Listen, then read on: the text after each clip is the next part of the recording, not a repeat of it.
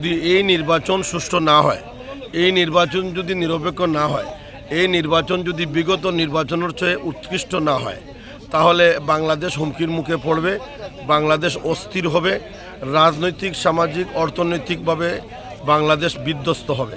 তাই এখনও পর্যন্ত আমি বলতে পারছি না যে নির্বাচন কেমন হবে। আমার জন্মস্থান সুজানগর ইউনিয়ন মৌলভীবাজার 1 নির্বাচনী এলাকার আমার যে ভোট সেন্টার সেটা হচ্ছে আমার ছোটোবেলার স্কুল সিদ্দিক আলী হাই স্কুলে। আমি এইমাত্র আমার ভোট প্রদান করে আসলাম। তো এখন পর্যন্ত আপনার 9টা সাড়ে 9টা বাজতেছে। তো এখন পর্যন্ত পরিবেশ ভালো। আমি মাত্র আমার নির্বাচনী এলাকার প্রায় 2টা সেন্টার দেখলাম।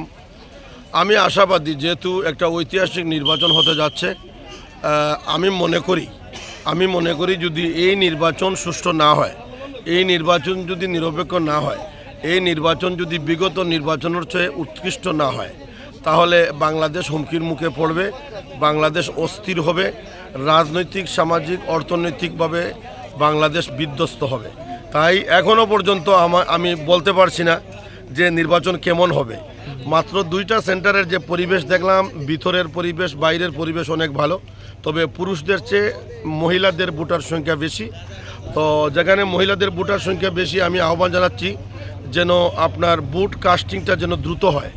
ভোট কাস্টিং স্লো হলে অনেক বৃদ্ধ মহিলা আছেন, অনেক অসুস্থ আছেন, তাদের অনেক ক্ষতি হয়।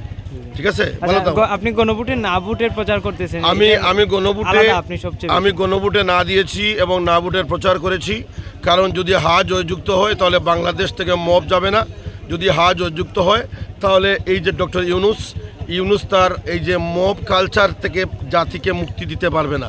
তাই মব থেকে বাঁচার জন্য না মানি স্বাধীনতা, না মানি 72-এর সংবিধান, না মানি লাল সবুজের পতাকা, না মানি বাংলাদেশের শান্তি, লাঙ্গল মানি না, জিএম কাদের মানি না মানি।